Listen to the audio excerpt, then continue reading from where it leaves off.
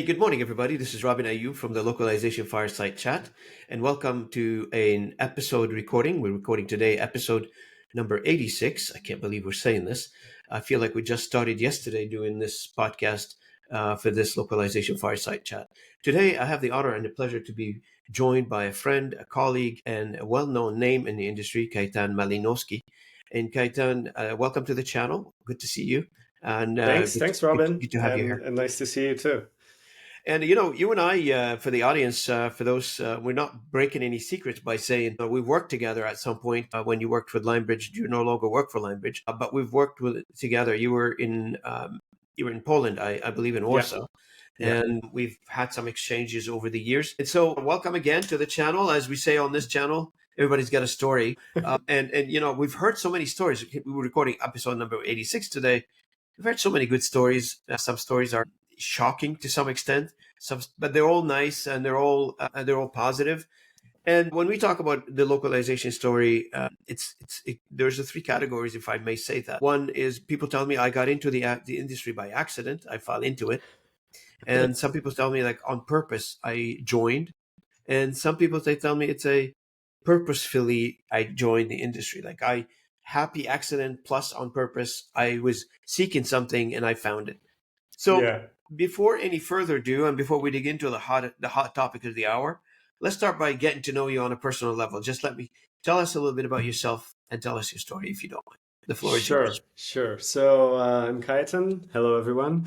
I'm Polish by origin, but today I live in Italy, in just outside wonderful city of Milan, in North Italy.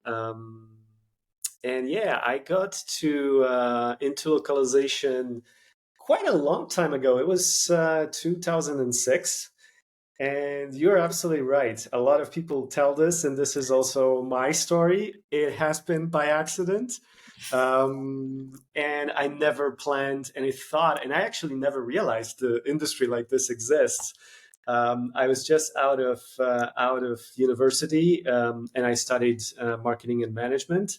So not kind of really connected to the language industry, though languages were also always kind of big part of my my life. I speak a couple of languages, and maybe a fun fact: out of the languages that I speak also Serbian, which is not so common language for people to speak. Obviously, a bit of Italian, a bit of French, English, Polish, which is my my native language.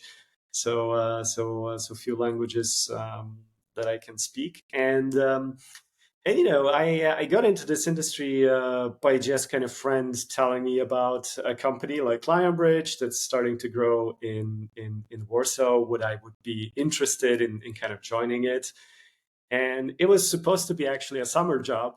And believe it or not, this was my first job out of the university, and I stayed 17 years with the company. So and it never got boring. So yeah, it was a fun journey. Oh, absolutely. Well, great story. I mean, I've been saying this on the channel for a while. You seem to be aligned with my story, how I got into it by complete accident for me as well. So it's a happy accident. Otherwise, I wouldn't have stayed in the industry for as long as I did, which is great. Which brings me back to you and I had a few conversations before this recording today, and we always talk about the state of the industry. Before we get into that, what are you up to now? Like, what are you doing now? I know you no longer work for Lionbridge, but what are you up to? What are you doing? Yeah, so there's another part of that story, right? So after 17 years, and somehow at that time, right, my wife got a wonderful opportunity to work in Italy. Being so long with the company, at some point you just kind of thought like, okay, go for it. I'm gonna move with you, and I'm gonna figure it out. And I started a small consulting gig, basically. It's called Biangle. And it's I work both with companies from the localization industry and on the client side, so basically all of the other industries. And with the localization industry, I help them companies kind of reposition for AI. I help them with the product strategy, with product marketing, and overall kind of business strategy.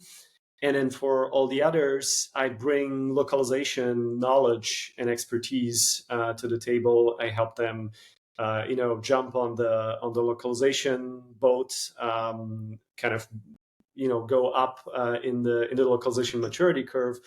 But I also help with AI transformation and sort of bring kind of language expertise there as well. So it's these kind of two customer segments that I service. So one of the things that people like you've done a phenomenal jump, from 17 years being employed to starting a consulting gig on your own. That's quite the jump. I mean, you're going Yeah. from a secure position to less secure position from an employment perspective. Maybe it is secure. Maybe it's better secure. I have no idea. But from the general audience, from the outside looking in, they see that as a risky jump. So how did you manage that? Yeah, that's actually a really good question. And yes, you're absolutely right. It is a risky jump, and it's on one end, but on the other hand, it's very liberating, right? Being 17 years with one company, and being in a large company, right, with a lot of processes, a lot of structure. I think it's very liberating to do something on your own and just kind of try to do these things.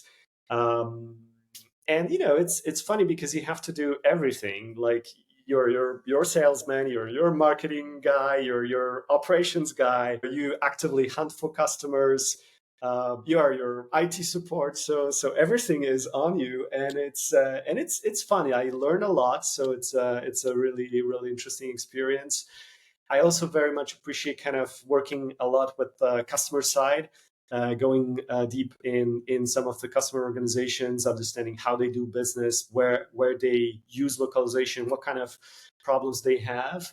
I actually like to think about the work that I do in terms of a problem space between three main topics, which is language, technology, and business, and kind of help companies solve these problems. So you're right. It's a risky jump, but it's very liberating. It's very rewarding, fun at the time.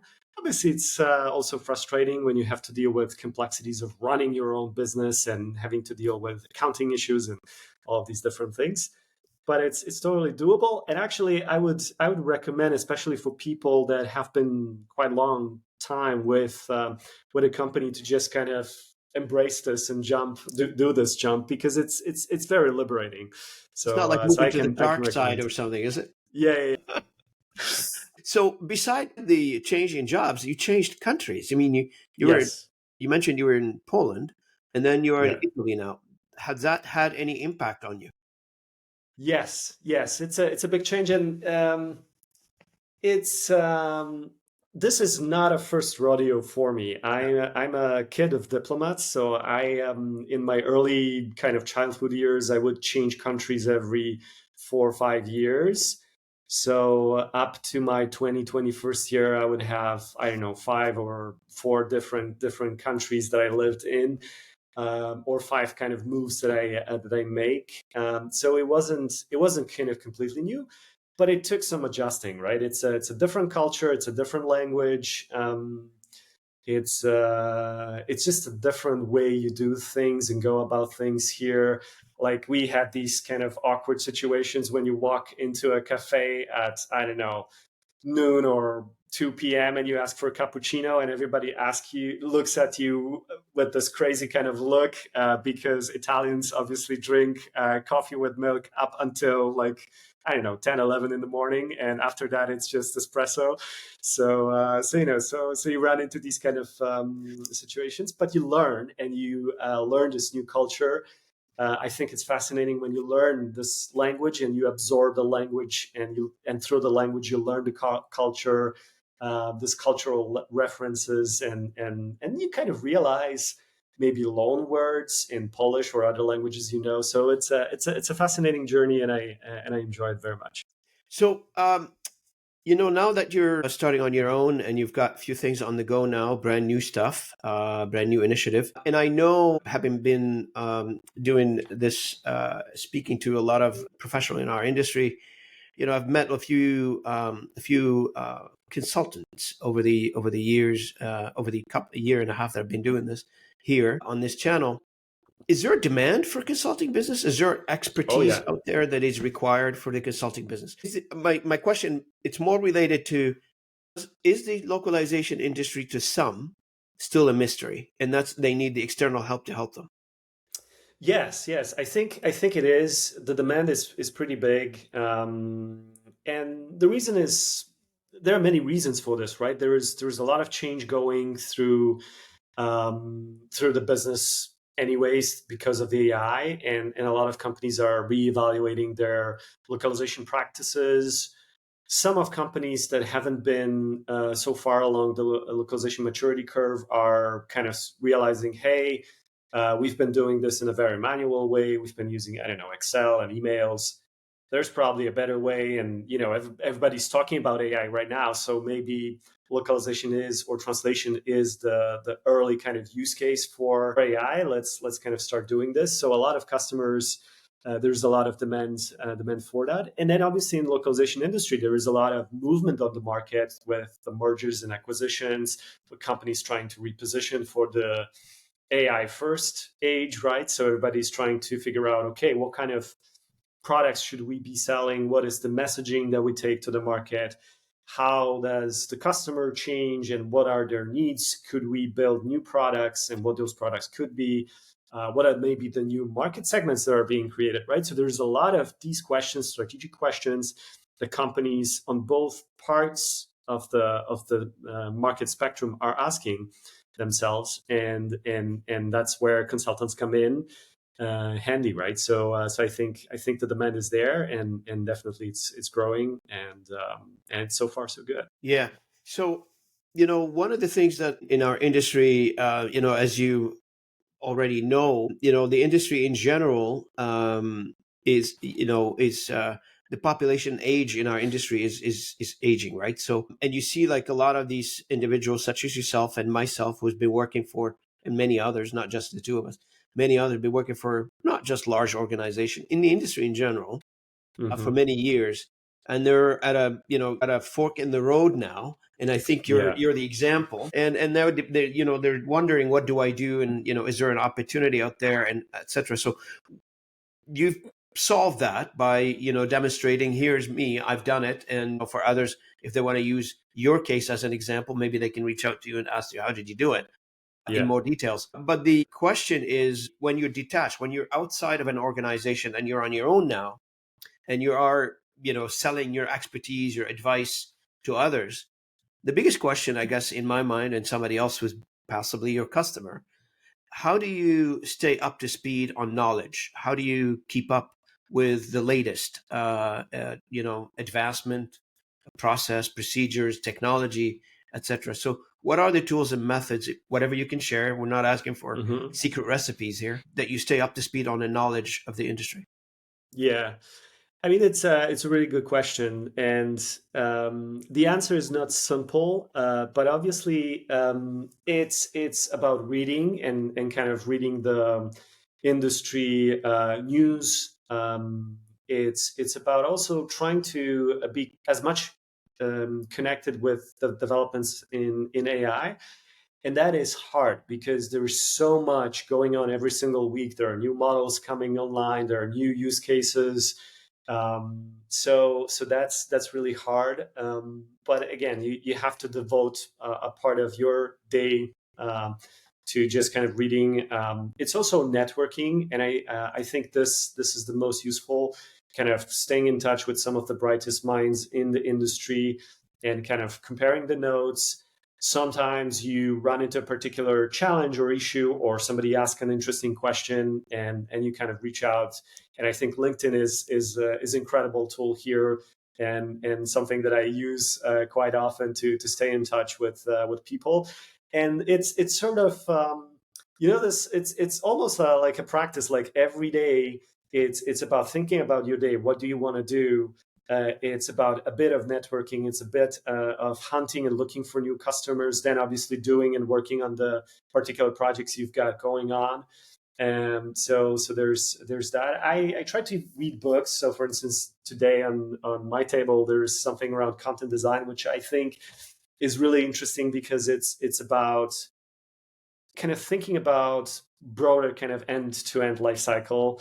And I think in localization industry, we're just focused on a fraction of it.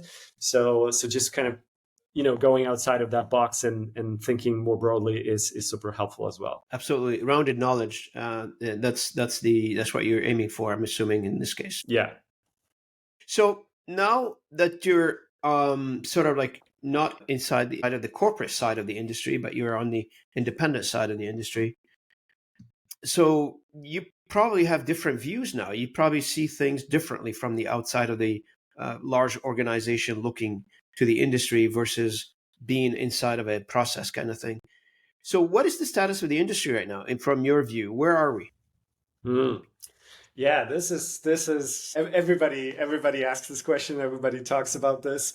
I think it's there's so many answers to this question, right? From a business perspective and kind of industry life cycle perspective, you can say that we are going into the industry is becoming more mature through more and more acquisitions. There's more capital coming into the industry, right? So that's where we are. I think when it comes to AI, there is a lot of disruption, and that disruption comes in a number of shapes and forms. It disrupts traditional business models that LSPs and even technology companies had, right? It challenges the traditional paradigm, localization paradigm, where you generate content or create content in one language and then localize it into many. And then right now you can basically generate content into many languages, and it's high quality. It's kind of optimized for that particular market as well. So that changes the game, and everybody's trying to figure out where to go. I think the AI hype and the honeymoon with AI is slowly, wearing off, and we are coming to this idea like, okay, there is this new fancy cool toy that everybody has. We've played with it. We know what it can do. We know what it cannot do. We started bringing it to our products, and customers are starting to ask about this. But now, since everybody kind of understands what it is and how it works, how do we make this work on scale, on quality? And I think today we are at this stage where everybody's starting to ask, like, how do we make this work for us, right? Yeah. And Yep. that's a fascinating point. So, in your opinion, that the initial hype is over, or what?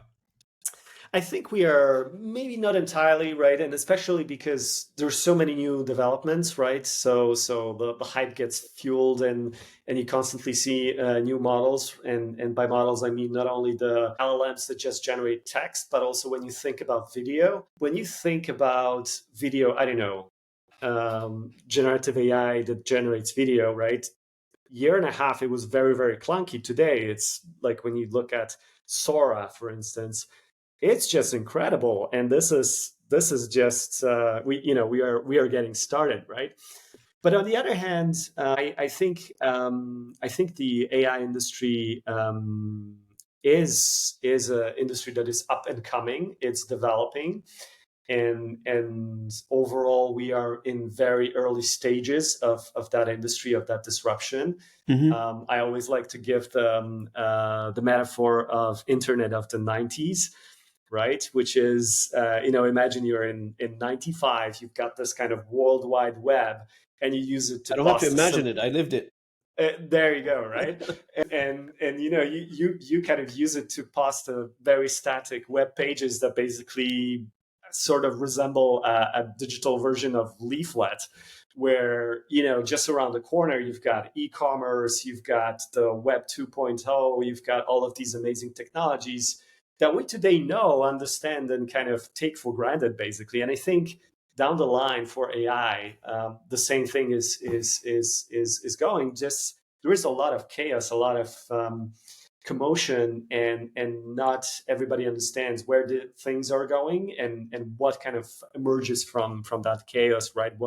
What is the next dominant paradigm in localization industry? Yeah, and one of the things is we take on in our industry, we think like we're getting hit like the hardest in our industry. We tend to be a little bit more melodramatic, but when we talk about AI, I mean, we talk about AI impacting the entire knowledge base economy, like the That's whole right. thing. It is like, if it doesn't matter if you are in whatever you're doing in the knowledge base economy, and there's thousands of services being provided in knowledge base economy, they're all being impacted equally, and some of them more severely than others. So, when you talk to a law firm, or you're talking to a marketing company, or you're talking about a digital marketing company, or any service provider or content writers, etc., they're all being impacted by AI. And some of them, like I had a conversation with a colleague of mine yesterday on the content side, on the content writing Mm-hmm. side, they're seeing it as a positive. Like, I'm doing more. I'm providing better services to my customers. My customers are happier. I'm generating a little bit more money. So it's not a doom and gloom scenario. It, what's your take on that? Yeah, I agree. I think first of all, I will say that yes, localization industry is a bit melodramatic about the impact of AI, but then when you think about this, it really goes deep, the impact that AI has on the industry, and I think it comes early in a sense. I think to a certain extent, localization industry is one of the pioneers when it comes in with AI. I mean, we've been doing AI for so many years. It's True. when you think about this, like machine translations, one of the first machine translation projects that I did in my career was 2007, 2008, so very You early in know, my career, right? And the way I view AI is it's just another productivity tool in the line of different productivity tools that we had, right? Before we had neural machine translation, before neural machine translation, we had statistical or hybrid machine translation. Before that, we had the translation memories and the CAT tools. And even before that, we likely had computers because before people would do the translations on paper, right? So all of these kind of were dramatic shifts in how the business is done. But actually, over the years, and even with the previous big shift with neural machine translation in 2017, 18, right? Everybody was very worried what it means for localization and how it's going to transform it. It basically augmented the amount of content that gets translated to a point that I remember at Lionbridge we've been struggling in getting enough translators to translate content because there was more content, more diverse content for more languages coming in to be localized, right? Obviously, the flip side is customers were expecting a lower rates and more productivity because they would assume we would use machine translation. absolutely. Now let's move on a little bit to, somebody in enterprise using, they have a localization department. And as we all know, a localization in departments, sometimes in large organizations, sometimes depends on which organization it is. Sometimes they're strategic, sometimes they're not, sometimes they're in the middle. Depends Yeah. on the company, right? Is there a role for AI there to elevate the importance, or not so much, the localization in I guess? Oh yeah, I totally think that AI changes the game for localization, and in that sense, I mean, let's play this out, right? You suddenly have all of the people equal access to AI that can generate unlimited The amounts of genie's out of the content. bottle. Exactly. And now what counts is actually quality of that content. And it's not about the linguistic quality itself, but it's also how well the content serves its purpose, right? Yep. And I think being consistent, and that's why I was reading the book, The Content Design, right? Because I think it makes localization much more strategic and enforces the point around quality about how you manage your terminology, how you think about your content, end-to-end life cycle content, right? So I think AI actually enforces the point that localization folks have been struggling to communicate to their customers and lead or localization teams struggling to communicate to business leaders in their companies to advocate for more spend. Right today, I think localization becomes more about not output, the amounts of words you're translating, the number of errors per thousand words and stuff like this. It becomes more about content and about outcomes that content delivers, right? How much growth, how much clicks, how much visits it generates. So I think actually AI makes localization much more strategic than before. I think I've seen somewhere there was a study published. There's a direct correlation between localization and revenue generation, and that is all connected now. And if you can mathematically present it, or scientifically present it in a way that if you do localization in a specific area, that's going to attract X amount of revenue and share price impact and all that stuff. So I'm assuming we go from being an administrative sort of a service sitting on the side to climb up the food chain in a strategy of an organization to directly impact the stock price of an organization. Yeah, I totally Ultimately. agree. Yeah, I agree with that. And think in terms of marketing, right? And now marketing has these kind of performance marketing tools, so you can monitor how content performs, right? If you combine it with generative AI, and you can suddenly, let's say, generate not one or two versions of your blog post. You can suddenly generate 10 different versions, put them immediately online, see which one performs better, and even kind of continuously optimize, tweak for performance as you go, right? So you kind of automate content optimization with generative AI. But also think about this, and this speaks to this Internet of 90s metaphor, right? Think about what it means for content personalization. um, I can see down the road in not so distant future reality where I go to a website of a brand that I like, say I know a sports brand that I use, right? And I want to check out new shoes or something, and they quickly fingerprint me through the browser, so they know where I am, they know what kind of computer I use, maybe what kind of device I have, right, and so on and so forth. And perhaps if I'm logged in, they even know more about me from their marketing database, and they can adjust the content and personalize the content on the go so that my website looks completely different than yours visiting the same brand, right? And it happens on the fly. But that needs to be powered by LLMs that have all of the information about the products, about the language and And the the language of individual, I'm using, assuming, right? and the individual, right? So that's I think super exciting thing, and I think there is a lot of marketing and mark tech companies that are working towards that. And that's extreme personalization, which everybody's desire, right? So it's not Yeah, anymore sort of like an anonymous, or however you want to characterize it, visitor to a website. You're recognized as an individual, and you're valued as an individual visitor to that website, knowing yeah. that probably you're not a customer yet, but you will eventually at some point become a customer.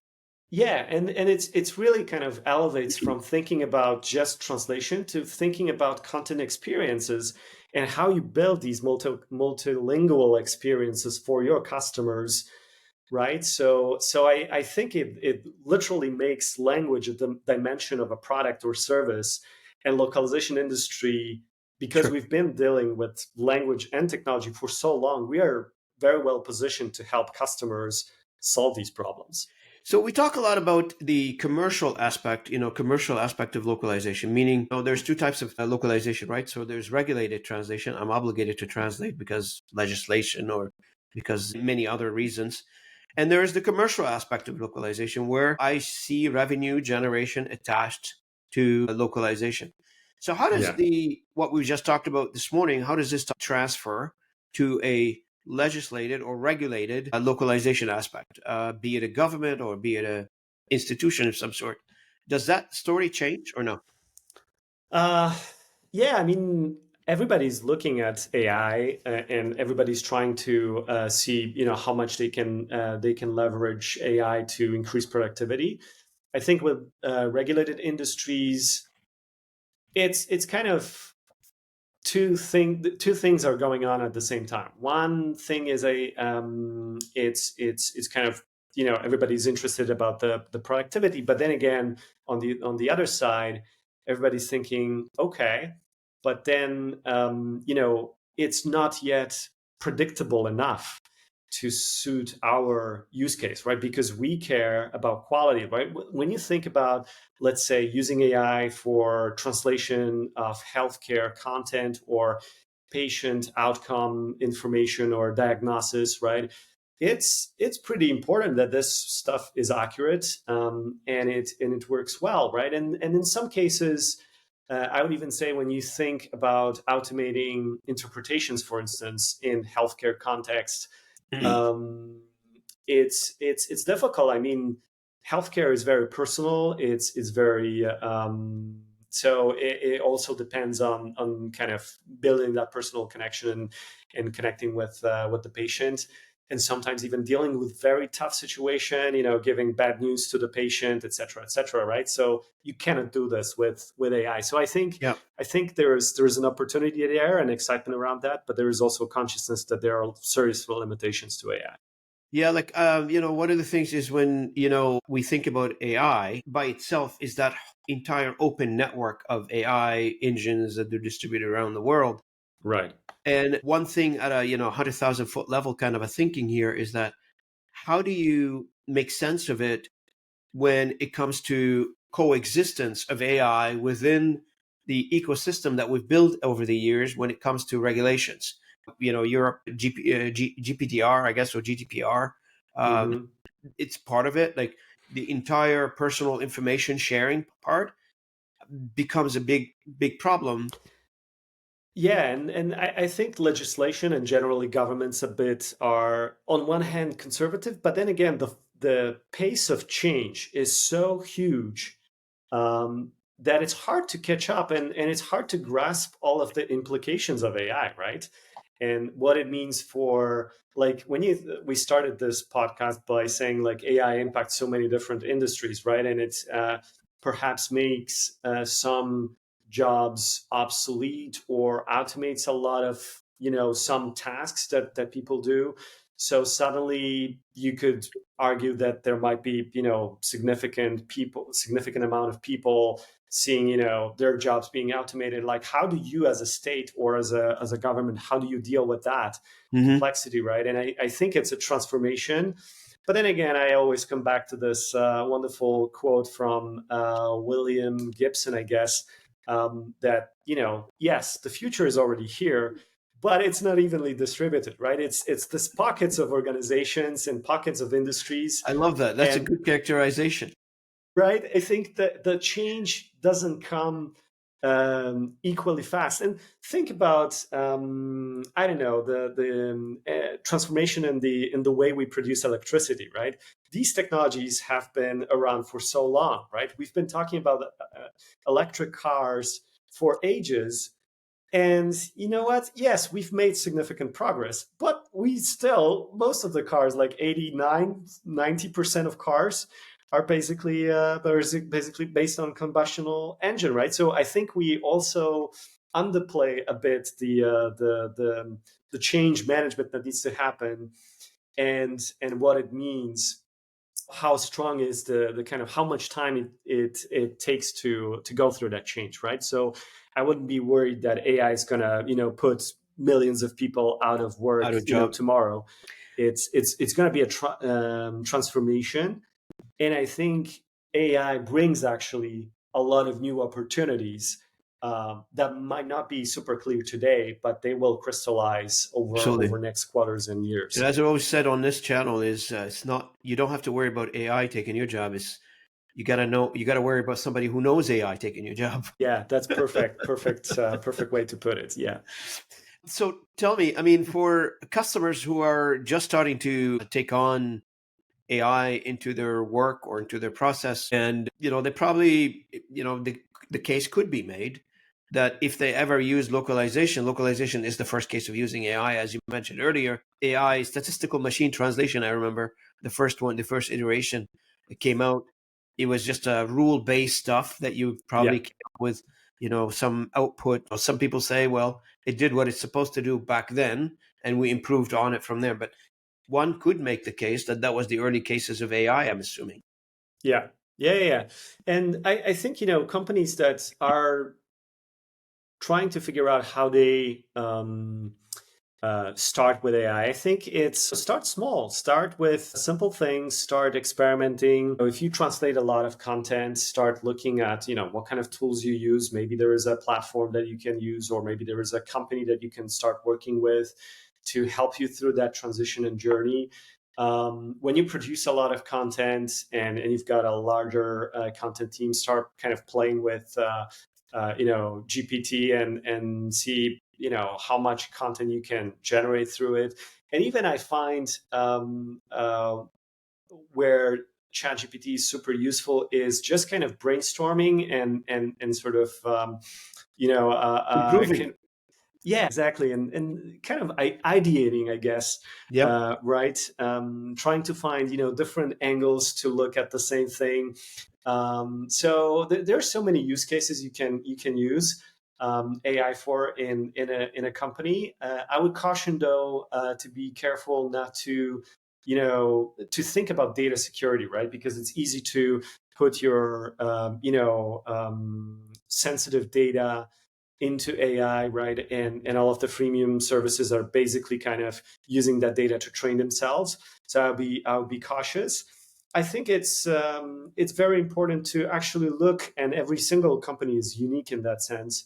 Is look at what are the use cases where you could potentially look at where AI could be used, right? And kind of doing this within the company, or bringing a consultant that helps you kind of look at this and identify certain use cases is a good way to start, right? Because it gives you an idea like what could you do. Then from that you kind of transition to a mode where you start building business cases and try demonstrating potential savings, etc.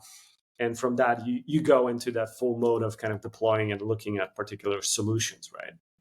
And I think right now, like when it comes to artificial intelligence, I think most organizations are putting like the what do you call that when you speed racing, the pedal to the metal kind of thing, right? They're Yeah, pressing hard on the gas on that one. They want to achieve, they hear that there's this technology that probably not don't understand it fully, but they hear that there's something out there, it's technology based, that allows them to save a lot of cost and improve the bottom line.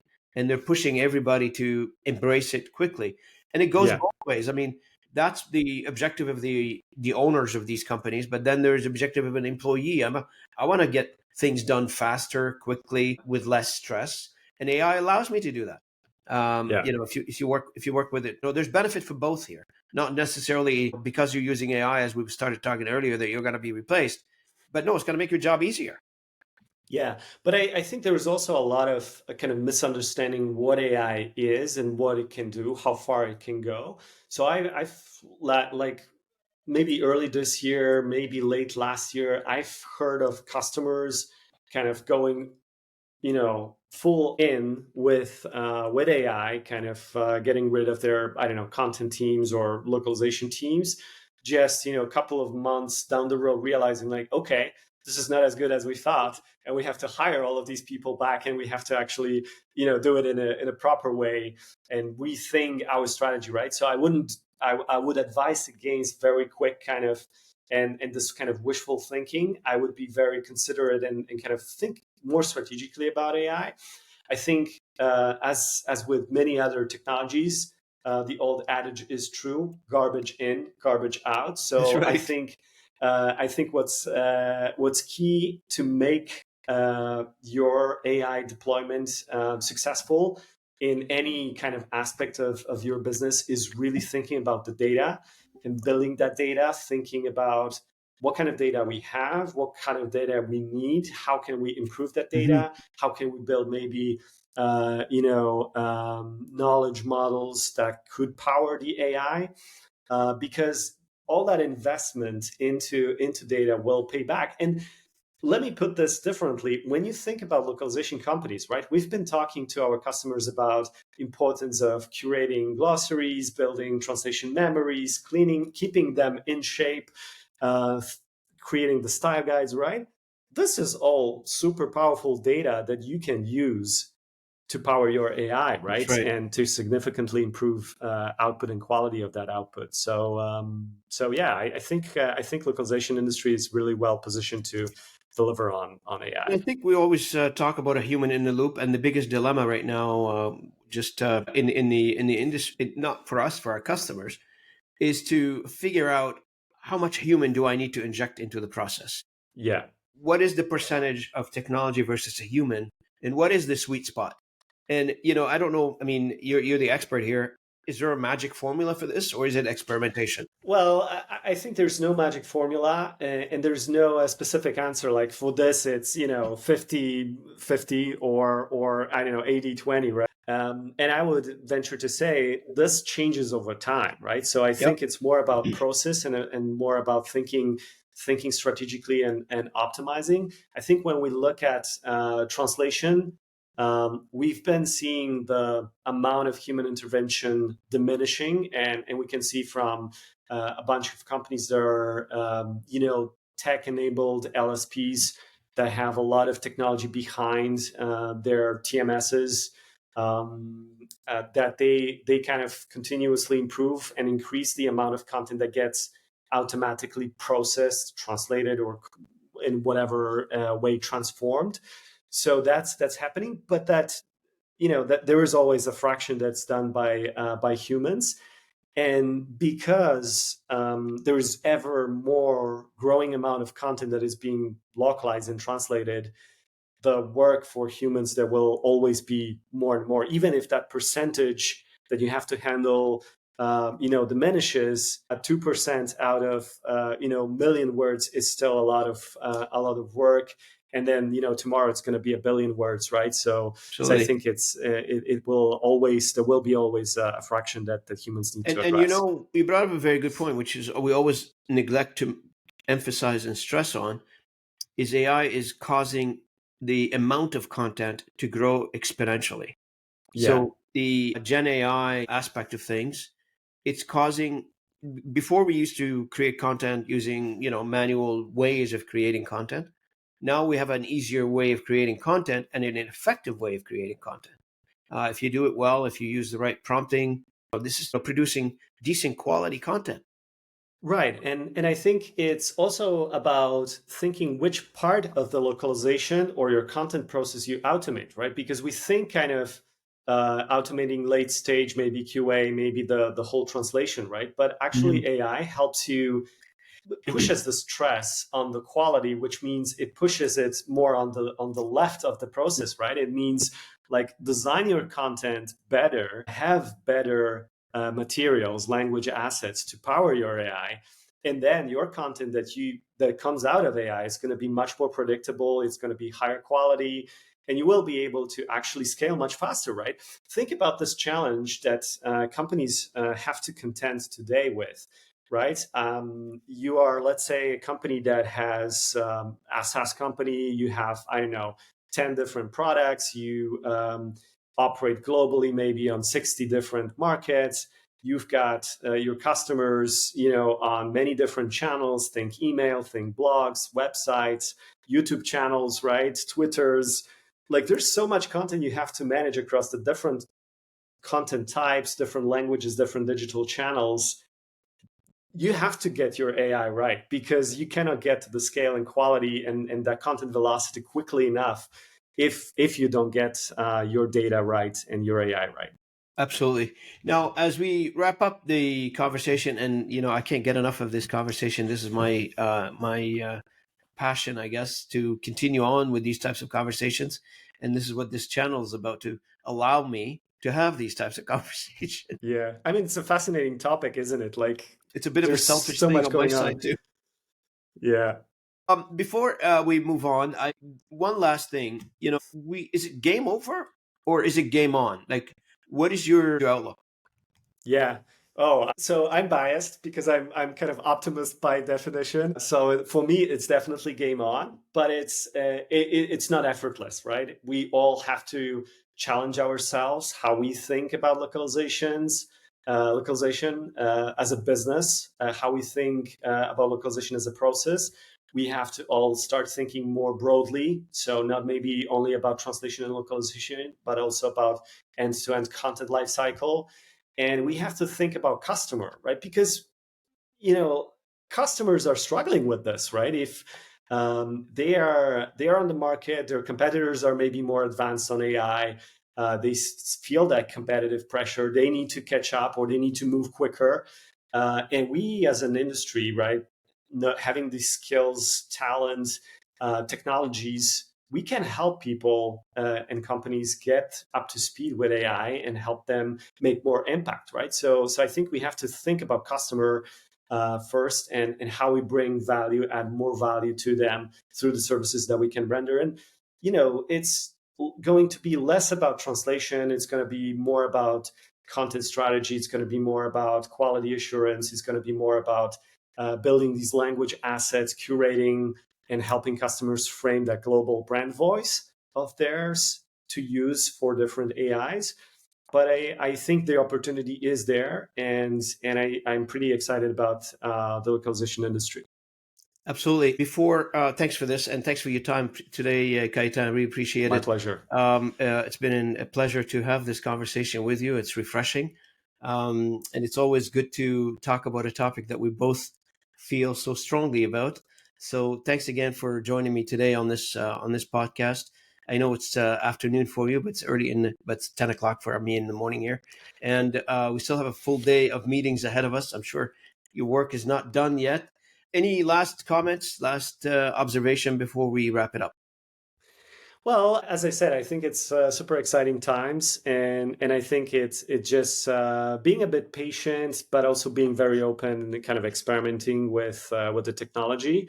And yeah, I mean, if you guys feel like you want to just chat and brainstorm, and you have some exciting ideas, just feel free to reach out. I part of being Yeah, I was thinking about consultant. a panel discussion, and one of the things that I would like to do here is I do like some sort of a roundtable discussion on the podcast.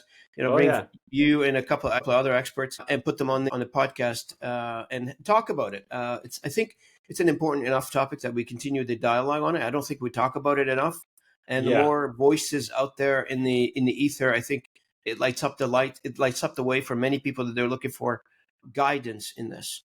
yeah, yeah, yeah. Totally, totally. I think it's a super good idea.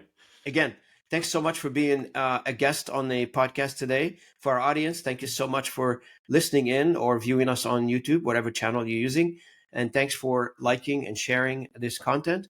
I appreciate your support. And to our guest, Kajetan Malinowski, thank you so much for joining me again. From Robin and Kajetan, thanks to everybody. And we'll see you at the next episode. Thanks again. Thanks, everyone.